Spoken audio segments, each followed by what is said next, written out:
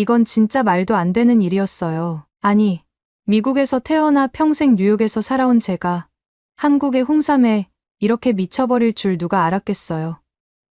그것도 커피를 끊게 만든 결정적인 계기가 될 줄은요. 제가 이렇게까지 사연을 남기게 될 줄은 정말 상상도 못했답니다. 안녕하세요. 저는 메이슨이라고 합니다. 올해 36살이고 뉴욕 브루클린에 있는 작은 음악 프로덕션 회사에서 콘텐츠 디렉터로 일하고 있어요. 직업상 하루 종일 셀럽들의 SNS 피드를 뒤지고 요즘 누가 뜨고 있는지 어떤 트렌드가 사람들의 관심을 끄는지 살펴보는 게 일상이죠. 가족은 아내 제나 그리고 5살 난 딸 하나가 있어요. 원래는 제 일에 대해 큰 감흥 없이 살아왔는데 인생이 바뀌는 계기가 그렇게 뜬금없이 찾아왔답니다. 그날도 똑같이 노트북을 열고 틱톡을 돌려보던 중이었어요. 처음에는 그냥 평범한 틱톡 영상인 줄 알았죠. 근데 거기 진짜 그 유명한 카디비가 나오는 거예요. 그것도 무대가 아니라 자기 집 주방 같은 데서. 오늘은 이걸 소개해보려 해. 굉장히 강한 건데 이건 한국의 홍삼이라는 거야. 이름은 정관장. 그 멘트에 저도 모르게 눈이 번쩍 떠졌어요. 홍삼. 카디비가 홍삼을 먹는다고? 잠깐 여러분 그거 아세요? 여러분의 구독, 좋아요, 알림 설정은 저에게 가장 큰 힘이 됩니다. 클릭 한 번으로 제게 큰 힘을 주시길 바라요. 그녀는 말했어요. 출산한 지 얼마 안 돼서 그런지 30대가 돼서 그런지 너무 졸려요. 근데 이거 먹고 나니까 완전 깨어있는 느낌이 들어요. 그렇게 말하면서 작은 포스틱 하나를 쭉 찢더니 그 안에 든 짙은 색의 액체를 쭉 빨아먹더라고요. 그리고는 이거 진짜 미쳤어요. 커피보다 훨씬 낫다니까요. 라고 말했어요. 그 순간 저는 화면을 멈췄습니다. 아니, 이건 무슨 일이람. 카디비가 한국 홍삼을 먹는다고. 그리고 실제로 그렇게 효과를 본다고.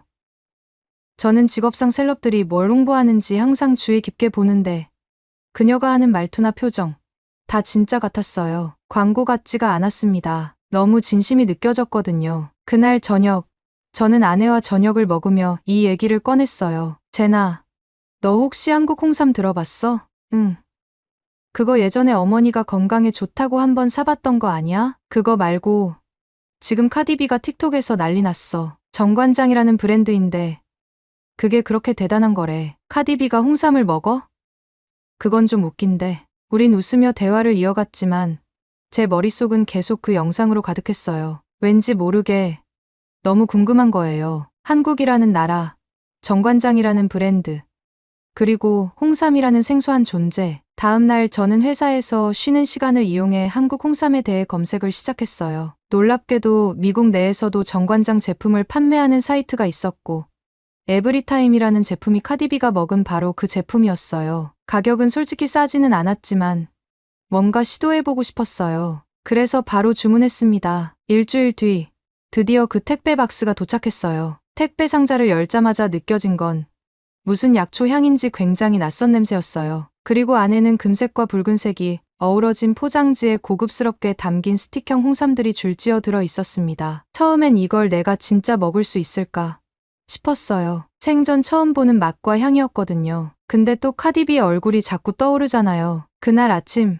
식사 후에 첫 스틱을 먹어봤어요. 솔직히 말하면 맛은 정말 강했어요. 달지도 않고 쓴 듯하면서도 텁텁한 그 맛이 입 안을 확 덮치는 기분이었죠. 근데 이상하게 그날 하루가 진짜 달랐습니다. 평소 같았으면 오후 2시만 되면 졸리고 집중력도 뚝 떨어졌을 텐데 그날은 끝까지 멀쩡했어요. 오히려 더 집중력이 올라간 느낌.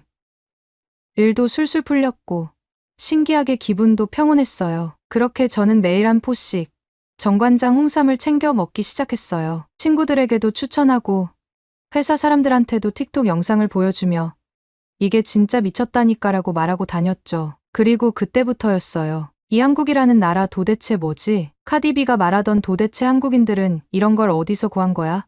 라는 말이 자꾸 맴돌기 시작했어요. 결국 저는 결심했어요. 한번 가보자. 진짜 한국이라는 나라에. 카디비가 반한 한국의 건강 문화, 그 뿌리를 직접 체험해보고 싶었습니다. 그렇게 저는 인생 첫 아시아 여행지로 대한민국을 선택하게 되었어요. 그리고 그 결정이 제 인생을 완전히 바꾸게 될 줄은 정말 몰랐습니다. 한국에 도착한 날, 비행기에서 내리자마자 느껴지는 공기가 너무 달랐습니다. 공항은 믿을 수 없을 만큼 정돈되어 있었고 직원들은 모두 미소를 띠며 영어로 안내를 해줬어요. 뭔가 영화 속 미래 도시에 온 것 같은 기분이었습니다. 저는 뉴욕에서도 꽤 깔끔한 곳에 살고 있다고 생각했는데 인천공항을 처음 본 순간부터 여긴 차원이 다르다는 느낌이 들었어요. 숙소는 홍대에 있는 부티크 호텔이었는데 체크인 과정도 빠르고 호텔 로비에 놓인 자동화 기기들도 너무나 직관적이었어요. 짐을 풀고 잠시 눈을 붙이려다 창밖을 보니 거리가 정말 활기찼습니다. 무심코 나가본 거리에는 젊은 사람들, 음악, 카페, 심지어 거리 공연까지 삶이 살아 숨쉬고 있다는 느낌을 온몸으로 받을 수 있었어요. 다음 날 아침, 저는 한국에 오게 만든 결정적 계기 정관장을 직접 보기 위해 강남에 있는 플래그십 스토어를 찾았습니다. 매장에 들어서자 은은한 인삼향과 함께 정갈하게 정돈된 내부가 눈에 들어왔어요. 붉은 빛과 금빛으로 꾸며진 공간, 직원들의 단정한 복장, 그리고 차분한 목소리로 설명해주는 모습이 무척 인상 깊었습니다. 제가 외국인임을 알아챈 한 직원이 친절하게 다가와 제품에 대해 하나하나 설명해줬습니다. 이건 6년근 홍삼으로 만들어진 액상 제품입니다. 피로 회복에 탁월하고 면역력 강화에도 좋아요. 아침 식사 후 한 포씩 드시면 됩니다. 제품 하나하나에 담긴 철학과 정성이 그대로 느껴졌어요. 그리고 매장 안에 마련된 시음 코너에서 홍삼차를 마셔봤는데 미국에서 처음 먹었을 때보다 훨씬 깊은 맛과 향이 느껴졌습니다. 분위기 때문인지도 모르겠지만 마시는 그 순간 정말 건강해지는 느낌이 들었어요. 홍삼을 구매한 뒤 저는 근처 전통 찻집에서 잠시 쉬기로 했어요. 그런데 이곳에서도 또 하나의 경험이 저를 놀라게 했습니다. 찻집 주인 아주머니가 혼자 오셨어요? 라며 말을 걸어오시더니 외국인이라고 하니까 직접 만든 한과와 차를 서비스로 주셨어요. 한국에 처음 오셨다면 이것도 꼭 맛보셔야 해요. 라며 웃으시던 모습이 아직도 선합니다. 뉴욕 같았으면 아무리 작은 찻집이라도 이런 환대는 기대하기 힘들었을 거예요. 며칠 뒤 저는 한식 체험 프로그램에 참여하게 되었습니다. 외국인을 대상으로 한 쿠킹 클래스였는데 다른 나라에서 온 여행객들과 함께 김치, 불고기, 잡채 등을 만들어 보는 시간이었어요. 가르쳐 주시는 선생님이 말하길 음식에는 사람의 마음이 담겨야 해요. 한국 음식은 정성으로 만든답니다. 그 말이 너무 와닿았어요. 그냥 맛있는 음식이 아니라 누군가를 위한 마음이 담긴 음식이라는 걸 느꼈습니다. 그날 저녁 체험 프로그램에서 만난 친구들과 저녁을 먹으러 갔는데 이때 처음으로 한국의 밑반찬 문화를 경험했어요. 주문한 음식 외에도 기본으로 6, 7가지 반찬이 나왔고 부족하면 계속 더 가져다주는 서비스에 깜짝 놀랐어요. 함께한 프랑스인 친구는 이런 시스템은 유럽에서는 절대 상상할 수 없어. 너무 인심 좋다. 고 말했어요. 저 역시 같은 생각이었습니다. 한국의 식문화는 단순한 배부름을 넘어서 나눔이라는 철학이 녹아 있었어요. 하지만 이 모든 감동 속에서도 저는 두 번째 위기를 마주하게 되었습니다. 바로 다음 날 홍삼 스틱을 챙겨 먹고 출근하던 중이었어요. 그날은 제가 한국의 한 음악 제작사와 인터뷰 약속이 있었는데 지하철을 타는 과정에서 제가 방향을 잘못 들어 다른 라인을 타게 된 거예요. 영어 표지판도 있었지만 순간의 판단착오로 길을 헤매게 됐죠. 당황해서 휴대폰을 꺼내 지도를 보려던 찰나 한 청년이 제게 다가왔어요. 어디 가세요? 도와드릴까요? 저는 정말 놀랐어요. 이렇게 낯선 외국인을 아무 거리낌 없이 도와주려는 모습이 너무 따뜻했거든요. 그는 함께 지하철 노선을 확인해주고 심지어 몇 정거지까지 같이 동행해줬습니다. 심장이 따뜻해지는 경험이었어요. 이름도 연락처도 묻지 않고 즐거운 한국 여행 되세요라는 인사만 남기고 내리는 그의 모습이 오래도록 기억에 남았어요. 한국에서의 시간은 짧았지만 너무나 많은 걸 느끼고 배운 시간이었습니다. 사람들이 가지고 있는 배려, 도시의 질서와 청결함, 음식에 담긴 정성과 문화 그 모든 것이 한국이라는 나라를 단순한 관광지가 아니라 체험의 공간으로 만들어줬어요. 홍삼이라는 작은 스틱 하나가 저를 여기까지 이끌 줄, 그리고 그 작은 계기가 제 세계를 이렇게 넓혀줄 줄은 정말 몰랐습니다. 이 나라엔 뭔가 특별한 힘이 있어요. 겉으로 드러나지 않지만 깊이 스며들어 사람을 변화시키는 힘이요. 저는 그걸 직접 느꼈고 이제 그 이야기를 세상에 꼭 전하고 싶어졌습니다. 한국에 머문 지 어느덧 일주일이 넘어가면서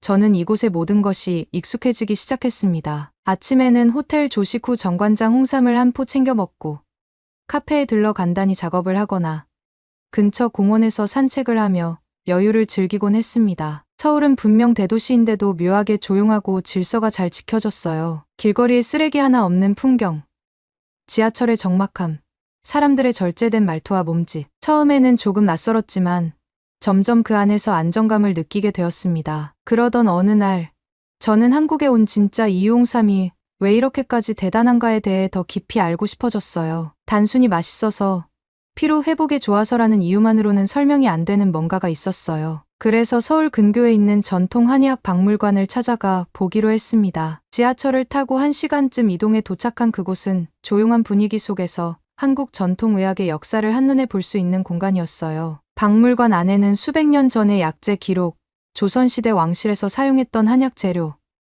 그리고 다양한 홍삼 가공 기법들이 전시되어 있었죠. 그 중에서도 가장 인상 깊었던 건 6년근 홍삼에 대한 전시물이었습니다. 직원의 설명에 따르면 6년근 인삼은 가장 효능이 높고 성장 주기가 완벽히 끝난 시점에서 수확되기 때문에 사람을 살리는 뿌리라는 별명을 가지고 있다고 했어요. 그것을 찌고 말리고 또 찌는 과정을 반복해 농축시킨 것이 바로 제가 매일 아침 먹는 그 에브리타임이라는 사실이었습니다. 이걸 듣는 순간 제 머릿속에 다시 카디비의 말이 떠올랐습니다. 이걸 먹으면 계속 깨어있다. 그 말은 단순한 느낌이 아니라 수백 년 축적된 지혜의 결과물이었다는 걸 알게 된 거죠. 박물관을 나서는 길, 저는 한동안 한자투성이의 전시 자료들로 머리가 어지러질했지만 묘하게 마음이 차분해졌습니다. 수백 년을 이어온 전통, 그리고 현대와 연결되는 과정들, 그걸 이렇게 가까이에서 직접 느껴보니 홍삼이 단지 인기 있는 건강식품이 아니라는 걸 깊이 체감할 수 있었어요. 그런데 돌아오는 길,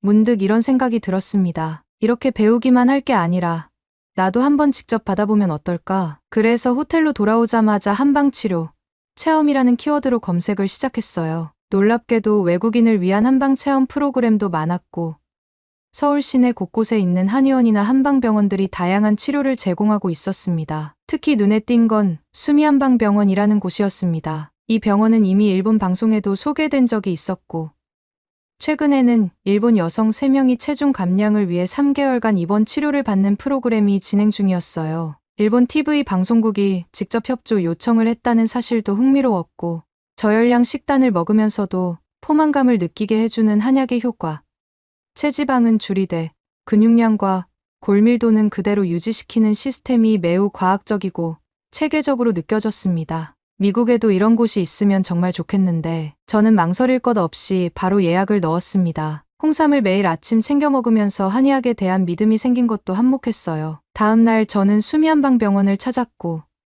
초진 상담을 받으면서 간단한 체질 진단, 맥집기, 체성분 분석, 그리고 한방적인 설문검사를 받았어요. 상담을 맡아주신 한의사 선생님은 차분한 말투로 저희 체질과 생활 습관을 분석해 주셨습니다. 미국식 식생활에서 오는 소화불량, 불면, 피로감 같은 증상들은 한방적으로 접근했을 때 비위 기능이 약해진 탓일 수 있어요. 그러면서 저에게 맞는 한약과 침치료, 그리고 간단한 경락 마사지 체험까지 제안해 주셨습니다. 그렇게 시작된 한방치료 체험은 예상보다 훨씬 더 인상적이었습니다. 침을 맞는 건 사실 처음이라 좀 무섭기도 했는데 막상 해보니 생각보다 전혀 아프지 않았고 오히려 뭔가 머리가 맑아지는 듯한 기분이 들었어요. 등과 다리에 침을 몇 개 놓고 15분 정도 누워 있었는데 그 짧은 시간 동안 깊은 이완감이 밀려왔습니다. 마치 1시간 낮잠을 잔 것 같은 개운함이었어요. 치료를 마치고 나서 한약을 한 잔 마셨는데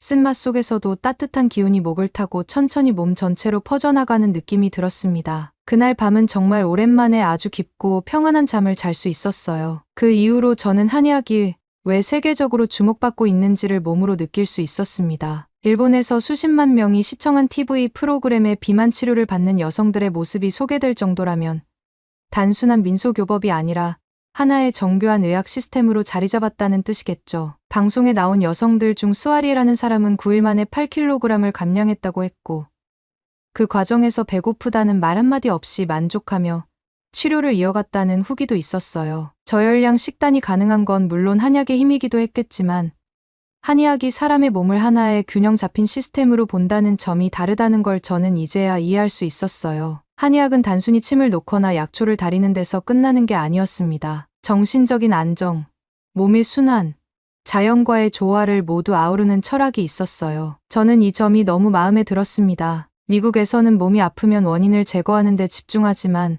한국의 한의학은 몸이 왜 그렇게 아팠는지를 묻고 뿌리부터 고치려는 느낌이었어요. 그 체험을 마치고 돌아가는 길에 저는 처음 한국에 오기 전 카디비의 그 영상 속 말이 떠올랐습니다. 한국인들은 도대체 이런 걸 어디서 구한 거야? 이제는 저도 대답할 수 있어요. 이건 우연히 구한 게 아니라 수백 년 동안 내려온 생활의 지혜 속에서 자연스럽게 만들어진 거라고요. 홍삼은 그 모든 것을 응축한 작지만 강력한 상징이었습니다. 매일 아침마다 챙겨 먹는 그 한 포에는 단지 에너지 이상의 한국이라는 나라의 철학과 정성이 녹아 있다는 걸 저는 이제 온몸으로 알게 되었습니다. 그날 이후 저는 더욱 애정을 가지고 홍삼을 챙겨 먹기 시작했어요. 단순한 건강식품이 아닌 역사를 담은 일상 속 의식처럼 느껴졌습니다. 하지만 좋기만 했던 감정이 살짝 흔들리는 사건이 일어났습니다. 어느 날 회사 관련 일로 만난 한국인 지인들과 저녁 식사를 하게 되었는데 함께 간 식당에서 작은 일이 벌어졌어요.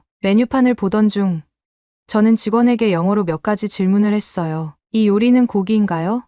얼마나 매운가요? 그런데 직원분이 조금 귀찮아하는 듯한 표정으로 대충 대답하고 심지어는 제가 말이 끝나기도 전에 돌아서 버렸어요. 순간 너무 당황스러웠어요. 이때까지 만난 한국인들은 대부분 친절했는데 이 직원은 분명 무례해 보였거든요. 같이 있던 한국인 지인들도 조금 어색한 표정을 지었고 저는 괜히 이 자리에 폐를 끼친 건 아닌지 민망해졌습니다. 그날 밤 호텔로 돌아와 혼자 생각에 잠겼어요. 한국 사람들 정말 이런 건가?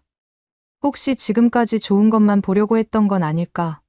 순간 처음 한국에 대해 갖고 있던 경계심이 다시 올라오는 느낌이 들었습니다. 정관장, 홍삼, 따뜻한 사람들, 이 모든 게 혹시 겉모습만 좋은 건 아닐까? 하지만 다행히도 이 오해는 오래가지 않았어요. 다음 날 점심을 해결하려고 찾은 작은 김밥집에서 또 다른 경험이 저를 감동시켰습니다. 혼자 앉아 김밥을 주문했는데 주인 할머니가 외국인이라서 적응 힘들지 라며 따뜻한 미소로 미역국과 추가 반찬을 내주셨어요. 그리고는 한국은 좋은 것도 많지만 사람들도 피곤하면 예민할 수 있어요. 너무 상처받지 마요 라고 조용히 말씀해 주셨습니다. 그 말을 들은 순간 어제의 식당 직원이 떠올랐어요. 그 사람도 아마 바쁘고 지쳐 있었던 건 아닐까. 미국에서도 피곤하면 불친절한 사람은 어디든 있고 그걸 그 나라 전체의 성격이라고 일반화하지는 않잖아요. 저는 한국을 너무 완벽한 나라라고 기대하고 있었고 그 기대에 살짝 금이 가자 실망을 크게 느꼈던 거죠. 그날 이후 저는 한국을 바라보는 시선이 훨씬 더 현실적이고 깊어졌습니다. 장점은 장점대로, 단점은 단점대로 받아들이면서도 그 안에서 진심을 느끼려 노력하게 되었어요. 특히 다음에 만난 일화가 제 마음을 완전히 돌려놓았어요. 서울에서 마지막 날이 가까워오던 어느 날 저는 명동 근처의 한 분식집에서 떡볶이와 김밥을 먹고 있었습니다. 그날따라 유난히 떡이 쫀득했는지 무심코 떡을 한 입 물다가 젓가락을 꽉 씹어버린 거예요. 순간 이가 딱 하고 부딪히는 느낌과 함께 뭔가 깨진 듯한 소리가 났고 오른쪽 어금니 쪽이 허전하게 느껴졌어요. 씹을 때마다 미세하게 찌릿한 통증이 느껴졌고 음식물을 씹는 게 불편해졌습니다. 처음엔 대수롭지 않게 넘기려 했지만 시간이 지나도 이물감이 사라지지 않아 결국 치과를 가보기로 했습니다. 서울에서 마지막 날 저는 건강검진도 받을 겸 근처에 있는 치과에 예약을 잡았습니다. 미국에서는 웬만한 치과 예약이 23주는 기본인데 한국은 예약 다음 날 바로 진료가 가능하다는 점에 또 한 번 놀랐어요. 진료실에 들어서자 깨끗한 실내와 첨단 장비들, 그리고 친절하게 영어로 설명해주는 의사 선생님이 있었습니다. 검사 결과는 괜찮았지만 예전에 받았던 충전재가 살짝 떨어져 있다는 걸 발견하고 바로 치료를 받을 수 있었어요. 진료가 끝난 후 계산서를 받고 또 한 번 놀랐습니다. 미국이라면 최소 300달러는 들었을 그 치료가 고작 40달러 정도였던 거예요. 게다가 치료 과정도 빠르고 직원들의 설명도 너무 친절해서 긴장 하나 없이 마무리할 수 있었습니다. 병원을 나서며 문득 며칠 전의 오해가 떠올랐어요. 이 나라가 보여주는 진심은 단지 표정이나 말투가 아니라 서비스와 배려 속에 담겨 있구나. 그렇게 저는 한국에 대해 가졌던 마지막 의심마저 깨끗이 내려놓을 수 있었습니다. 한국은 단순히 좋은 나라가 아니었습니다. 완벽하지 않지만 진심이 있고 끊임없이 사람을 배려하려는 마음이 느껴지는 나라였어요. 그리고 그 모든 것을 연결시켜주는 중심에는 제가 처음 알게 된 홍삼이 있었고 그것이 상징하는 건강, 지속성, 전통의 의미가 이 나라 전체의 철학처럼 느껴졌습니다. 병원을 나서며 문득 며칠 전의 오해가 떠올랐어요. 이 나라가 보여주는 진심은 단지 표정이나 말투가 아니라 서비스와 배려 속에 담겨 있구나. 그렇게 저는 한국에 대해 가졌던 마지막 의심마저 깨끗이 내려놓을 수 있었습니다. 한국은 단순히 좋은 나라가 아니었습니다. 완벽하지 않지만 진심이 있고 끊임없이 사람을 배려하려는 마음이 느껴지는 나라였어요. 그리고 그 모든 것을 연결시켜주는 중심에는 제가 처음 알게 된 홍삼이 있었고, 그것이 상징하는 건강, 지속성, 전통의 의미가 이 나라 전체의 철학처럼 느껴졌습니다. 그래서 한국을 떠나기 전 저는 큰 결심을 했습니다. 이 감동을 가족과 친구들에게도 꼭 전해야겠다. 명동의 정관장 매장에 들러 가장 인기 있는 에브리타임 제품을 박스로 몇 세트 사들였습니다. 공항 면세점에서도 마지막으로 몇 개 더 구입했고요. 캐리어는 홍삼으로 절반이 채워졌지만 마음은 오히려 가벼웠습니다. 이게 단순한 건강식품이 아니라 제가 느낀 한국이라는 나라의 따뜻함과 배려, 그리고 정신을 담은 선물이었으니까요. 미국에 돌아오자마자 저는 부모님 집으로 향했습니다. 아버지는 은퇴 후 가벼운 관절 통증으로 고생하고 계셨고, 어머니도 피로감을 자주 호소하시던 참이었거든요. 제가 정관장 박스를 꺼내자마자 두 분은 무척 놀란 표정을 지으셨어요. 이거 혹시 그거 아냐? 카디비가 틱톡에서 먹던 그 홍삼. 맞아요. 이미 미국에서도 정관장 홍삼은 일종의 유행이 되어 있었어요. 카디비가 직접 먹고 이거 먹으면 정신이 번쩍 든다고 말한 영상은 수백만 뷰를 넘기며 화제가 되었고, 그 여파로 미국 내 정관장 제품은 거의 품절 사태를 겪고 있었습니다. 아마존에도 품절 표시, 현지 마트에서도 예약 대기. 그런 상황에서 직접 한국에서 사오니 귀한 선물을 받게 된 부모님은 마치 신비로운 약초라도 받은 듯한 얼굴로 홍삼 스틱을 손에 꼭 쥐셨어요. 이걸 어디서 구했어? 메이슨. 이건 진짜 대단한 거야. 미국에선 이젠 구경도 못해. 그 반응을 보고 괜히 뿌듯해졌어요. 친구들에게도 몇 세트를 나눠줬습니다. 늘 피곤하다고 투덜대던 회사 동료 제이크는 이게 그 전설의 홍삼이냐며 연신 감탄했고, 운동 중독자인 친구 케빈은 진짜로 힘이 나면 너한테 평생 밥 산다고 말하며 호기롭게 챙겨갔습니다. 모두가 공통적으로 말했어요. 이거 그냥 먹는 게 아니라 뭔가 의식을 치르는 느낌이야. 그 말이 정말 마음에 와닿았습니다. 한국에서 제가 느꼈던 그 깊이와 정성을 이 작은 스틱 하나로 다시 떠올릴 수 있었거든요. 홍삼은 단지 피로 회복의 도구가 아니라 사람 사이의 마음을 전해주는 매개체 같았습니다. 그리고 저는 이제 그 마음을 전할 수 있는 사람이 되었다는 생각에 진심으로 감사함을 느꼈습니다. 오늘의 이야기는 여기까지입니다. 오늘의 사연이 마음에 드셨다면 구독, 좋아요 부탁드리겠습니다. 소중한 시간 긴 이야기 끝까지 들어주셔서 진심으로 감사합니다. 앞으로도 더 좋은 사연으로 여러분을 찾아오겠습니다. 시청해 주셔서 감사합니다. 해주셔서 감사합니다. 해주셔서 감사합니다.